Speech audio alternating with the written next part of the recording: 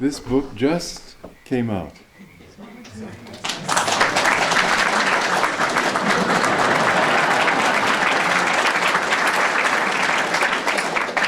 It's quite an adventure, and it was fun writing it. As I mentioned to many of you in letters, after finishing finishing The Promise of Immortality, I thought, well, let me relax a little and just write the story of Ananda. So I was able to relax for a while, but I found that I was gripped by this story. It's a real page turner. I couldn't wait to see what happened. And in fact, it has been a joy to write. It's certainly not an easy story. It's very dramatic in many places. But I feel that it's very important. I feel that it's for many years I have not said things that I've said here. I have felt the need to, and then I felt, well, but I don't want to hurt Master's organization. Finally, I realized that his work is not the organization, it's his teachings, and the teachings are being hurt and need to be clarified in certain ways, and therefore I have felt right in writing it. So anyway, it's really a good story, and I think you'll enjoy it. It ties in very closely to the subject today, dogmatism versus common sense. You know, it happened very interestingly to me, these divine coincidences. I was in India and I could feel that there was great rage against me on the part of Tara Mata and particularly she, because of their total disagreement with what I had been trying to do to build the work in India. I still believe in what I was doing, but it was not a belief shared by them. And I was thinking, I was in seclusion in the Himalayas, and I was thinking that I read an article in SPAN magazine. SPAN is the United States Information Service magazine, at least that's its name in India. And I read there an article by the head of the philosophy department at MIT. And it was on an aspect of modern thinking. You know, living in a monastery, you don't necessarily keep in touch with everything that goes on out in the world. In fact, it was curious, one time at a church service in Hollywood, many years ago, 1954 or 5, I mentioned something about boogie-woogie music, which I didn't like anyway, but it was the last popular trend I knew about. And afterwards some woman said to me, "Don't you know it isn't rock and roll anymore?" I said, "Oh, really? Well, what is it?" "No, it isn't boogie-woogie anymore. What is it?" She said, "Rock and roll." I said, "Well, how long has this been going on?" And she said, "Well, it's been popular for 5 years." So you can see that I was quite out of it in certain ways. And the thing that this article wrote about was the trend in modern thinking toward believing that nothing has any meaning. And he quoted the philosophers and their thinking, which was based on the thought that Einsteinian relativity means that moral values are just relative to the occasion and to the need and to the opinion and the mores, but there's no ultimate truth in any moral value. One. Second, that biology says that because evolution is completely accidental, therefore there's no meaning in life, because life just happened as an accident. And I forgot the third, but there was a third basic thing there. And I read this stuff and I thought, well, can't anybody speak up? I found that all the intelligent people were buying into those lines of argument. And so I thought, well, a book is really needed, because I had been studying master's teachings for 13, 14 years. I had been studying Vedanta philosophy and the teachings of India for all those years. I had seen clearly that these arguments were based on fallacious thinking. And so I thought it would be wonderful to write such a book. Then I thought, well, nobody seems to be doing it. Maybe I should. Master had told me to write and lecture. Those were his instructions to me for my life work. And I was thinking of this when I got the telegram from SRF summoning me to New York, a safe 3,000 miles from Los Angeles, and booting me out on my ear, which of course was a tragedy for me at the time, but was perhaps the greatest blessing I've ever had, at least in my work. It did not feel like a blessing, but certainly this place would not be possible. None of the things I've done would have been possible. Nothing that my life has, whatever little contribution I've been able to make, would have been possible if I had not been pushed out on my own, and I would never have gone out on my own because I was too absolutely loyal. So it was a blessing in that sense. It was a blessing also, I hope, in the sense that it must have cleared out an awful lot of karma. And whatever the case, one of the first things that came to me after I was on my own and thinking, what am I going to do with my life, was this book. And I studied all sorts of philosophers and biologists and so on. And in the process, I tried to do just what I would not have done while I was in SRF, which was I would have always looked at things from the standpoint of how everybody else thought around me that I was used to. That made a lot of sense to me.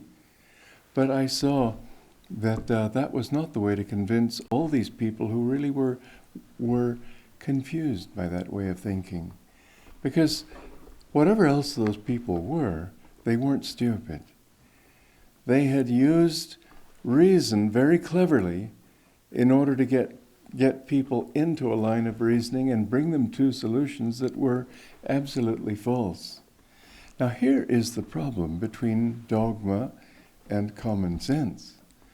Dogma is not just religious. Certainly we know all about religious dogma, but science has all kinds of dogmas. Society has all kinds of dogmas. I remember some friends came over to Italy not very long ago, and the son of this person who was about 17 or so, he said, well, is Italy a third world country? Well, you know, it's one of the 7 big ones, as they call them, the giants. But people's the ideas are so circumscribed, so narrow, that the tendency is to think that anybody who thinks differently, talks a different language, they must be a cuckoo in some way. There must be something wrong with them. And it takes a little while, and I think this is one great fortune I've had in my life, traveling all over the world all my life. I started at the age of 6 months and haven't stopped. And I found that people really are just like me. They're people. I'll never forget, because I was born in Romania, at the age of 3, landing in London and finding, my God, taxi drivers talk English. Porters speak English. Maids and waiters speak English. What is this? Unthinkable. But this is the way we gradually learn that human beings really aren't that different. Some may like curry, others may like guacamole, others may like pasta. They all want something in their stomachs. And so, bit by bit, we begin to realize that the races of man do not change humanity. What does change humanity are certain subtler things, our directions of growth, what we're looking for and how we're looking for it. And you can't say that there are absolute dogmas in these things, because although values are not absolute, they are relative. This is a very important distinction to understand. Most people confuse absolute with relativity. I mean, they think it has to be absolute, not relative, that relativity means that it can't be absolute. But absolute is not a really important issue. There are no absolutes outside of God. But there are universalities. There are universal truths. And this, in a directional sense, is something that, for example, and a very good example, supposing Jesus had wakened up one morning and said, I'm tired of serving humanity, I want to become a millionaire. Even the most gross materialist would say, what's wrong with this man? He's failed in some important way. And if the most lazy person in the world who didn't do anything suddenly woke up one morning and said, I'm going to become a millionaire, wouldn't even saints applaud? We all know that values are directional. We all know that there's good, better, and best. We all know that what is true for one person doesn't make it necessarily false for another, but may not make it quite yet true, or maybe something that is no longer necessary. Their values are relative. And in that relativity, we have to realize that although, for example, I saw a photograph of extraordinary photos of the 20th century, and this one was extraordinary, just unbelievable. A group of cannibals in New Guinea, or Old Guinea, or whatever it is. Anyway, a group of cannibals gathered around the feast of a corpse. Not a pleasant picture. What was many times less pleasant was the look of unholy glee in their faces. Something that I've never seen in my life. But it was such a gross, debasing kind of joy that they were feeling. You cannot say that, well, they have their opinion of joy, we have our opinion of joy. It isn't the same thing. People try to say in moral philosophy that, well, they have a right to their opinion. Sure, they have a right to their opinion. Everybody has a right to his own delusions. This does not make it a right opinion. There are directions. Now, what helps to, because there's no absolute, how can we anchor it down in such a way as to give it a direction toward something better? Something that Yogananda pointed out in his book, Science of Religion, that every creature wants two things in life. I've said this recently already, worth repeating. First of all, everybody, not only every human being, every animal, wants to escape pain, discomfort, however he defines pain. Everyone wants happiness. Now that happiness is really only I know some atheist came to me in Australia once years ago and he said, well, I'm an atheist. And Karuna, I hope I haven't got that wrong. You try with these accents, but faced with the genuine article, you know. He said, how can you talk about God? How can you define God in such a way that I can respect it? I said, well, I paused a moment and I said, well, why did you think of God? And I did say God, not God. I said, why don't you think of God as the highest potential you can imagine for yourself? And he was sort of shocked. He was thinking I was going to give him some big dogmatic definition that he could blow down with something or other. And he said, well, I can live with that. And it's a fact. You see, if we talk of happiness, yes, happiness is the goal of all creatures. But happiness is not the goal of a great saint. Because how do you define happiness? He doesn't think in terms of his own happiness. Jesus didn't go giggling to the cross. You can be sure it was not happiness that he was seeking in that, but he was seeking bliss. And happiness is the precursor of bliss. And so happiness itself is a definition that only is on the way to something absolute, yes. But all of us want to escape pain. Pain of emotion, pain of bereavement, pain of loss, pain of betrayal. How many pains we experience in life. And all of us want to find some sort of haven, of peace, of rest, of happiness. As it says in the Bhagavad Gita, how is, for the peaceless person, how is happiness possible? Peace is a necessary condition of happiness. And the restless kind of peace that you find, I remember I was talking to some woman in London who was connected with this by a relative. And she was absolutely into rock and roll. I told her, well, I like Mozart personally.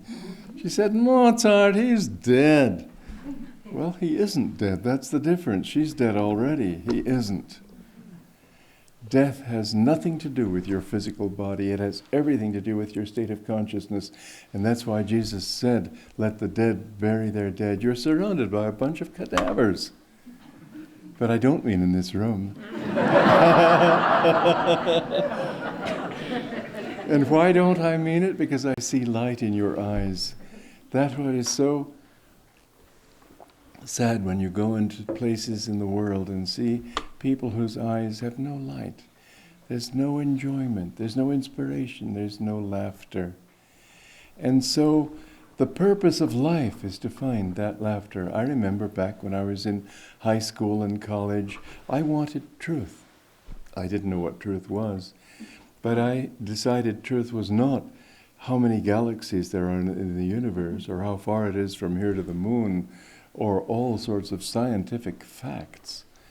I felt that truth had to be joy, inspiration, because that's what we're all looking for. I knew this thing intuitively when I found Master and heard his writings and teachings, read them. I found out that that's what I had been looking for. But in modern philosophy, they say, well, after all, the cannibals and Bora Bora or wherever it is, they have a right to their opinion. Sure, everybody has a right to his opinion. I would rather they didn't try eating me, but after all, once I'm gone, it doesn't much matter. The thing is that when you live in the right way, you will find that you have what you want. And they, in their philosophy, they said, for example, that the many tribes in Africa believe that to be kind is a sign of weakness. Well, that is not just their opinion. It just doesn't work. Somebody who is not kind to others finds that somehow they don't expect anybody to be kind to them. If you don't expect other people to be kind to you, you're going to be defensive. If you're defensive, you're going to be tense. If you're tense, you're not going to be happy. And there are, and this is another example I read in some of that philosophy that I studied to write this book, there are gypsies in Tuscany who believe that not to be able to tell a lie efficiently is a sign not only that you're not competent in telling lies, but that there's no truth in you. Well, you'd say these values are topsy-turvy. But you go to Tuscany and you look at those peasants and you don't find one that inspires. They have not found the right handle on how to live. And if you look at life, and this is something in my slideshow on different worlds where you see people in many different countries, all the different ways of living, thinking, habits, customs, languages, races, you'll see that there are some things that make faces radiant, and there are some things that make faces closed down. As I mentioned a couple of weeks ago, there was this one girl in a restaurant outside cafe in Lugano, and she was just a teenager, but she had such a heavy countenance. She was smoking like this. Already, you could see her at 80 and just think, what a tragedy. But she can change, and that's another beautiful thing. This is one of the lovely things that we experience here at Ananda, that people come not necessarily with such a pulled-down attitude as that, they wouldn't come, but people whose faces are lined with worry and care and tension and so on. And in just a few days, even a weekend, you see some of those lines disappeared. You see a sweetness and a peace. People change by what they do. People change by their attitude. People change by their customs. But to say that values don't exist because they vary with different countries is simply a fallacy. And because of this fallacy, people say, oh, there's no God, oh, there's no truth, it's all relative. And so people, in the name of relativity, are willing to do just about anything and excuse it, saying, well, there's no one to tell me I've done wrong anyway. And so, as I mentioned in this book here, there was this boy who told me he'd been in a restaurant with a professor of his, and the professor pocketed a spoon, and the boy was sort of surprised. I mean, the professor ought to know better than that. He said, why'd you do that? The professor said, oh, it's all relative. Well, relative to what? I mean, so the restaurant lost a spoon and he got one. Is that the relativity? I spit on that kind of relativity. No. Relativity means that you can be more generous and still more generous, and in the process still more happy. That the more you do of the right things, the more you have of what you want. The less you do, the less you have of what you want. It's quite that simple. And then also with the relativity of consciousness, like that James Crow, his name was. He was a psychologist who wrote an article and said, like a rhetorical question, has man changed more by evolving a brain than an elephant has by evolving a trunk? Well, I mean, you haven't laughed. I did laugh. I thought, what nonsense. And he expected people to say, well, no, of course not. It's all the same. Well, no. Because if you look at evolution, you'll see that there's always a premium on intelligence. There's always a premium on a desire for awareness. If you look at the evolution of life forms, you see that those that are intelligent evolve more quickly. Whereas there's at the Monterey Aquarium, there is a clam that for 15 years it goes. And in 15 years, it finally hollows out enough in this rock to be able to sink down into it and grab things as they go by and eat. 15 years. I think you might get bored in that length of time. The variety in this universe is just unbelievable. But there is something, even in that clam, that makes it at least interested to know about this particular life form that's coming by that it can suck in. Even that little bit of wish to know is a reaching out.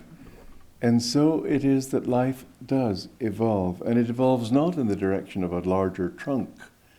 It does evolve in the direction of more intelligence. And when it reaches the human level, it evolves toward wanting to know more and wanting to understand more.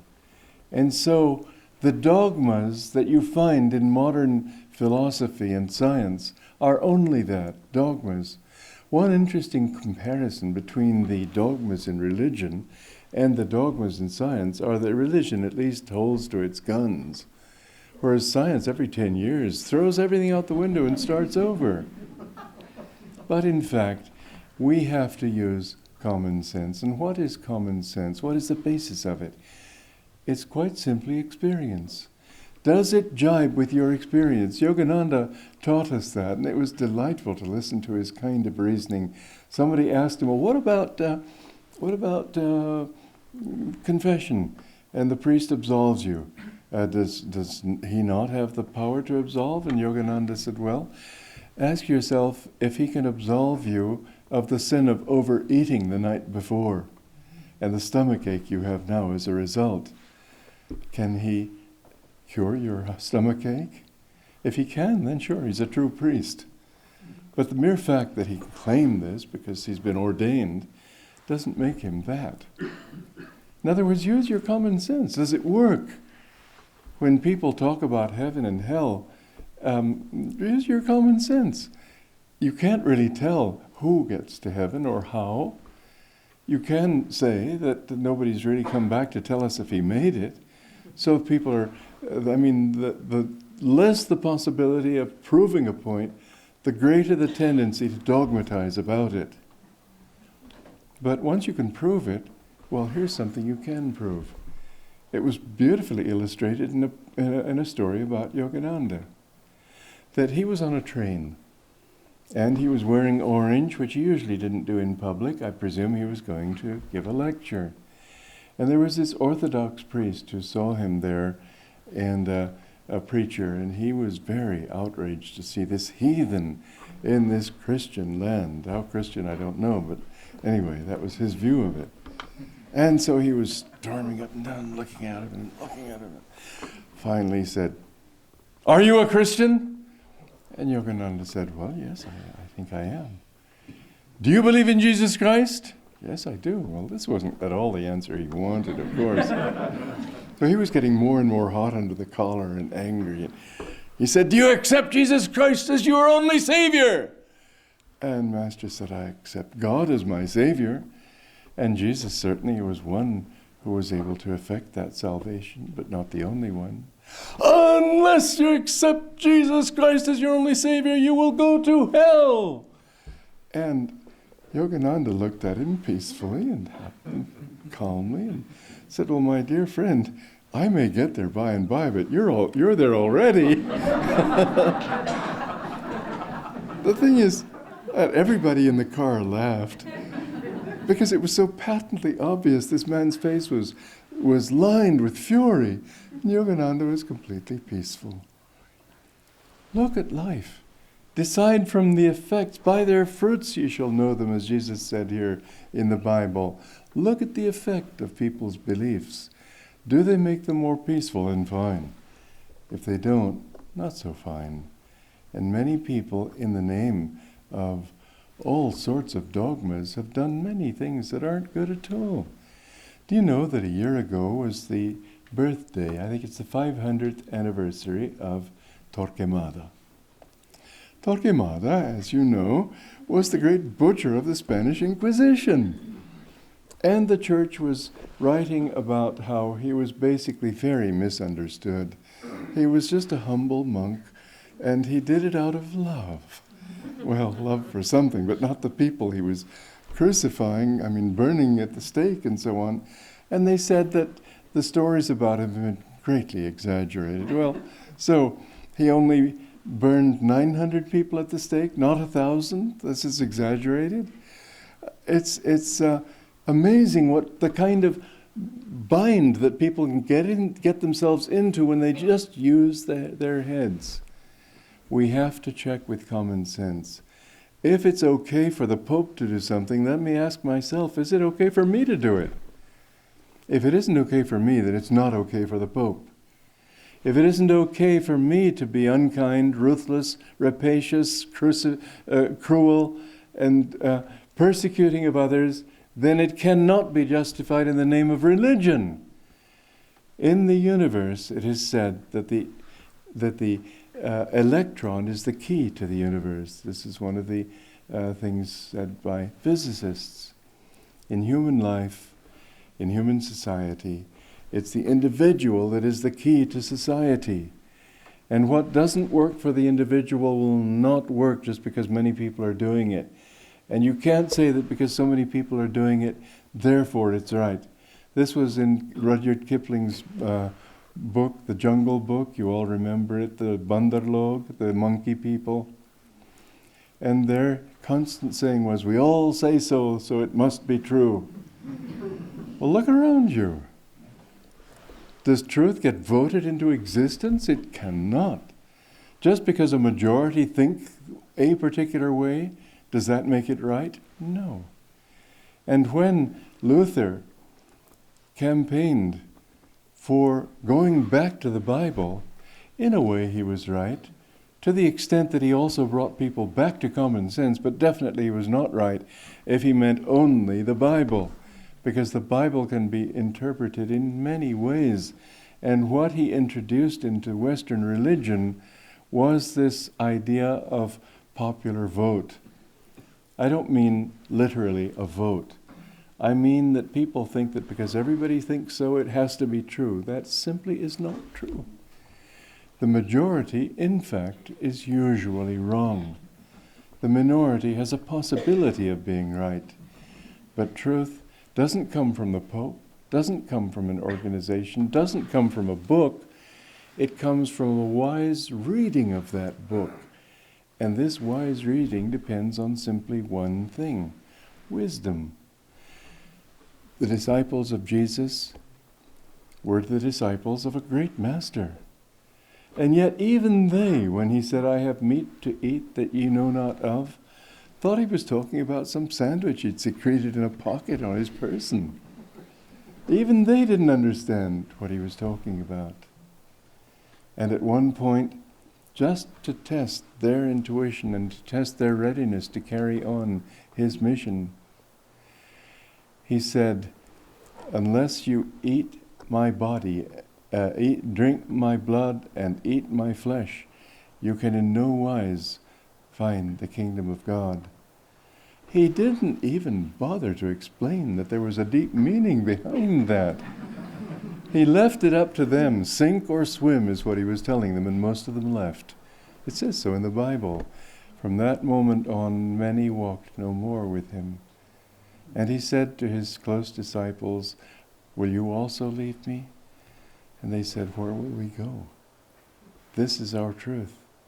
But they felt something from him, and that was their truth, not his words. They just had to admit they didn't understand his words. But the real meaning of those words was very mystical. Had to do with the Christ consciousness. You have to, the energy that flows through the universe is the blood of Christ. And to eat his flesh means to become one with that infinite. Did he ever explain it? We don't know that he did. The Bible doesn't do it. You have to have wisdom to understand these things. There are things that are said in the Bible that contradict themselves even. Jesus said, don't hide your light under a bushel, but let it so shine before men that your works shall be visible to all, and people will glorify your Father who is in heaven. But what does he say? In the very next chapter of St. Matthew, he says, don't let your deeds be known. Take your prayer into your closet. Don't be like the Pharisees who beat big drums before them before they make great donations to the temple. Seems like a contradiction, doesn't it? It wasn't, of course it wasn't. But wisdom is what's needed. And you can't say that because I've read this in the Bible, it's true.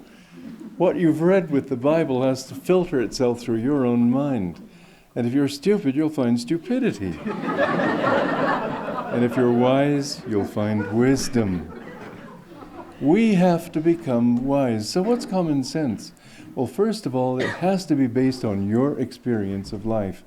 If what anybody says doesn't jibe with your experience, you have to at least say, well, I haven't experienced it. I maybe don't understand what he's saying. But you can't say, yes, it's so. Yes, Master. No. Master didn't like that, didn't want that. Jesus didn't want that. The masters throw challenges to the disciples just to make them think a little bit. I'll never forget one time a story that I've mentioned in the past, where Master said to me, asked me, I had studied astronomy as a young teenager, and so he asked me, why doesn't the Earth go back into the sun? If the sun is what? No, he asked me, why does the Earth keep circulating around the sun? And I said, well, sir, I thought, well, gosh, does he really want this primitive a lesson in astronomy? But I said it's because of the centrifugal force in the Earth's movement that keeps it wanting to keep flying out into space. And he said, then why doesn't it get drawn into the sun? No. Why doesn't it fly out from the sun? And I said, well, sir, that's the gravity of the sun that holds it to it. And so there's this balance between these two forces. He didn't say anything. I went away thinking that maybe I'd taught him something, but I couldn't really believe it. I thought, did he really want that? Months later, I understood that what he was really talking about was in allegory explaining the soul's relationship to God. On the one hand, it's God's love that holds us to him. On the other hand, it's the ego's pull by desires and so on to get away. And we can't get away and we can't go back.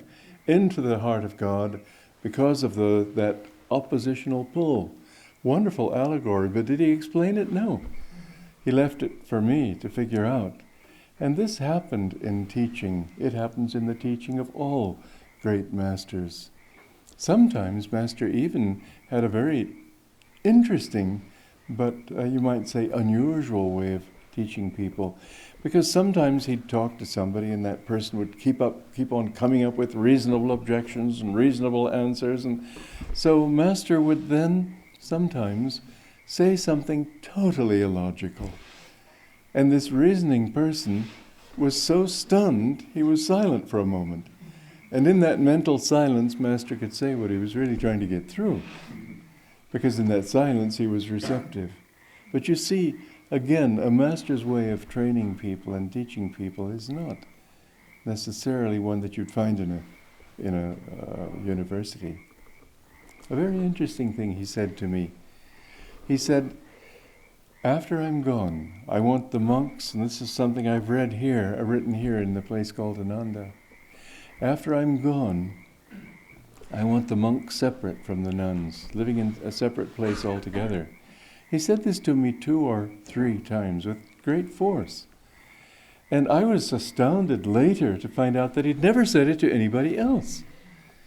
And it became a puzzle why I was in charge of the monks, okay, but I wasn't in charge of the organization. He didn't put me on the board of directors. Why?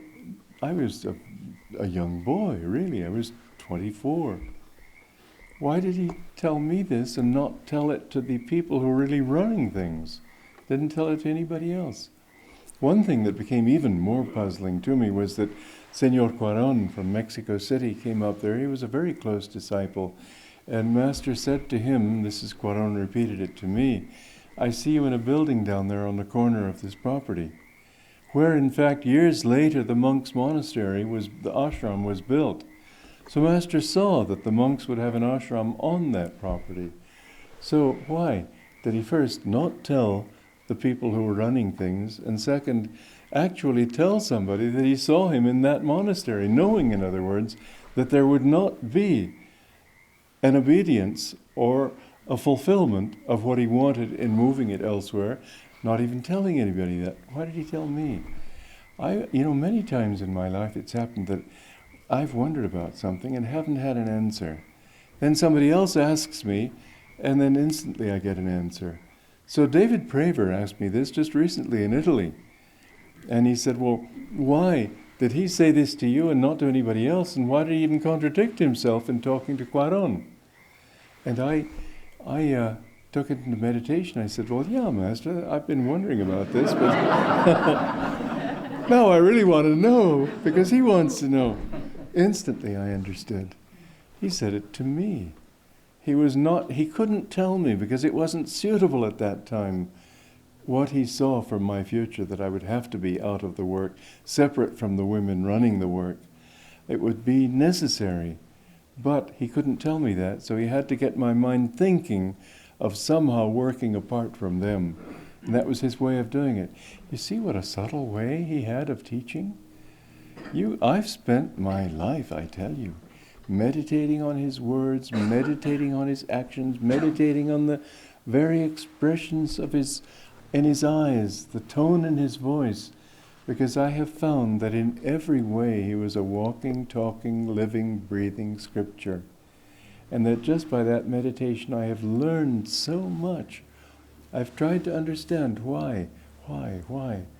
And now my way of asking things is not so much why, but how would you do it if you were here now?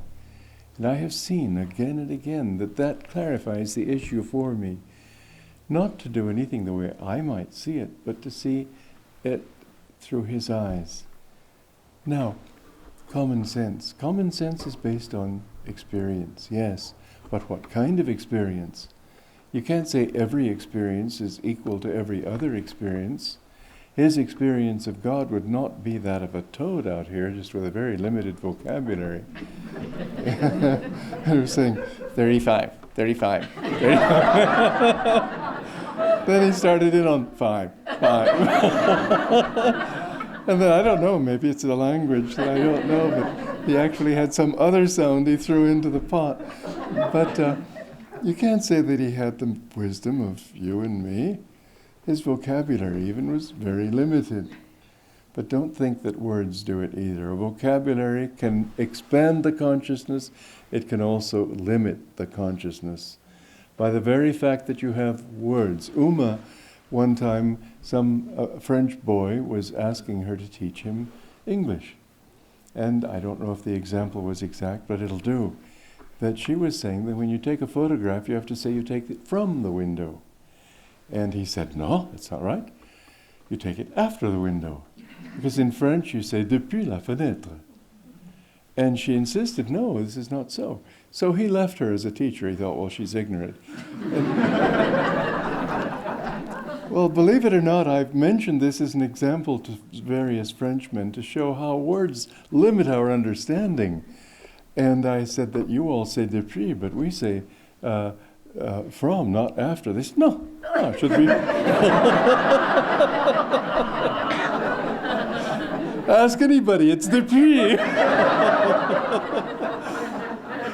So we need to understand that words are also limiting. As Master said in his poem, Prayer at Eveningtide, oh, how maddening.